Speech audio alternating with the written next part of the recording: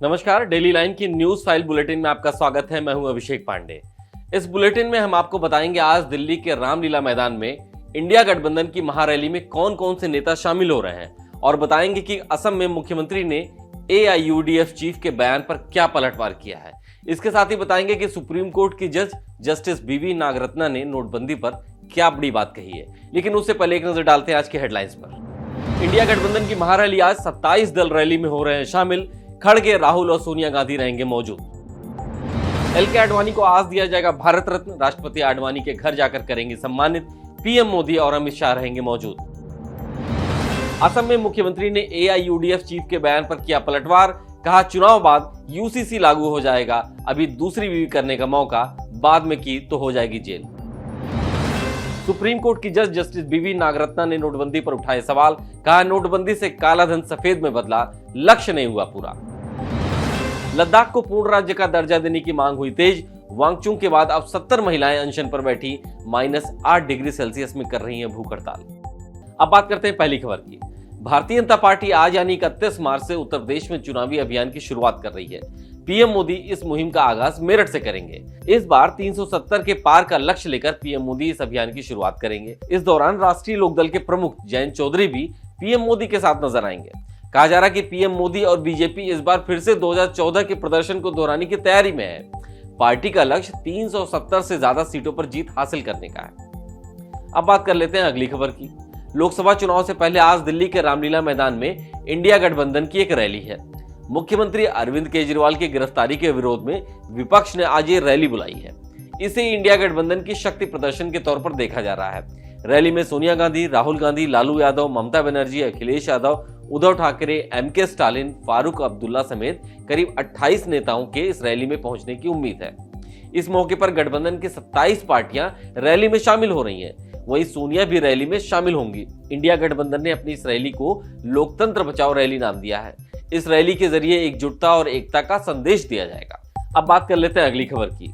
Bharatiya Janata party के वरिष्ठ नेता लाल कृष्ण आडवाणी को आज देश का सर्वोच्च नागरिक सम्मान भारत रत्न दिया जाएगा। राष्ट्रपति द्रौपदी मुर्मू उनके घर पर जाकर के उन्हें यह सम्मान देंगे। इस मौके पर PM मोदी, गृह मंत्री अमित शाह और बीजेपी के अध्यक्ष JP नड्डा भी मौजूद रहेंगे।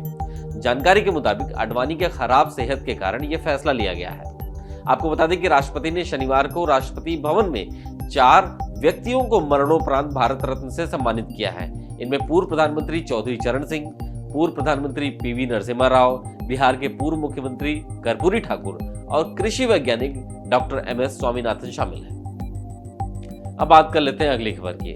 असम में यूनिफॉर्म सिविल कोड यानी UCC को लागू करने की तैयारी जारी है। इस बीच राज्य की मुख्यमंत्री हिमंता बिस्वा शर्मा ने all India United democratic front party के चीफ बदरुद्दीन अजमल को दोबारा शादी करने के बयान पर पलटवार किया है। मुख्यमंत्री ने कहा कि आपको दोबारा शादी करनी है तो अभी कर लें, क्योंकि अभी मौका है। चुनाव बाद राज्य में UCC लागू हो जाएगा, तब दूसरी शादी, तीसरी शादी करने पर जेल हो जाएगी। इससे पहले असम में धुबरी में AIUDF के चीफ बदरुद्दीन अजमल ने कहा था कि बीजेपी मुसलमानों को भड़काने की कोशिश कर रही है। अगर मुसलमान दोबारा शादी करना चाहते हो तो उन्हें कोई रोक नहीं सकता, क्योंकि उनका धर्म उन्हें ऐसा करने की इजाजत देता है।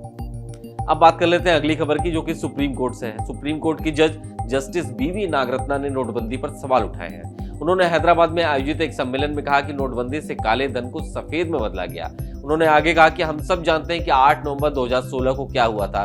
तब चलन में 86% करेंसी 500 और 1000 रुपए की ही थी। इसके बाद 98% करेंसी वापस आ गई। तो काले धन का खात्मा कहाँ हुआ? यह काले धन को सफेद बनाने का एक अच्छा तरीका था, जिससे बेनामी नकदी सिस्टम में शामिल हो रही थी। इसके बाद आयकर कार्रवाई का क्या हुआ, यह हम नहीं जानते। आपको बता दें कि बीते साल जनवरी में सुप्रीम कोर्ट की 5 जजों की बेंच ने नोटबंदी के फैसले को 4-1 से वैध ठहराया था। उस बेंच की सदस्य रही जस्टिस नागरत्ना ने नोटबंदी को असंवैधानिक करार दिया था। इसके अलावा जस्टिस नागरत्ना ने राज्यों और राज्यपालों के बीच विवाद पर भी चिंता जताई। उन्होंने कहा कि ये संविधान के अनुरूप कार्य करें, बजाय इसके कि उन्हें यह बताया जाए कि क्या करना है और क्या नहीं करना है। अब बात कर लेते हैं अगली खबर की। लद्दाख को पूर्ण राज्य का दर्जा देने की मांग पिछले कई दिनों से जारी है। अब 70 महिलाएं 29 मार्च से लेके NDC मेमोरियल पार्क में -8 डिग्री सेल्सियस में इस सर्दी में भूख हड़ताल कर रही हैं। इस दौरान रोजाना 400 से 500 महिलाएं भी इस बैच में शामिल होने के लिए आ रही हैं। एक बैच जाने के बाद दूसरा बैच आ जाता है।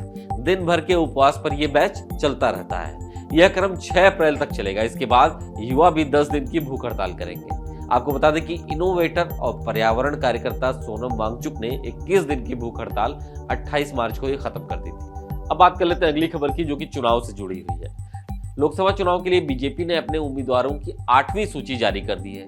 इस लिस्ट में 3 राज्यों के 11 प्रत्याशियों के नाम शामिल हैं। बीजेपी ने इस लिस्ट में ओडिशा से 3, पंजाब से 6, पश्चिम बंगाल से 2 उम्मीदवारों की घोषणा की है। बीजेपी ने पंजाब के गुरदासपुर से सनी देओल का टिकट काट दिया है। वहीं कटक सीट से बीजेडी से आए भृतहरि मेहताब को मैदान में उतारा गया है। आपको बता दें कि लोकसभा चुनाव के लिए बीजेपी अब तक 8 लिस्ट में 417 नामों का ऐलान कर चुकी है। तो आज के daily line news file bulletin में सिर्फ इतना ही। देश दुनिया के तमाम खबरों को पाने के लिए आप देखते रहिए डेली लाइन।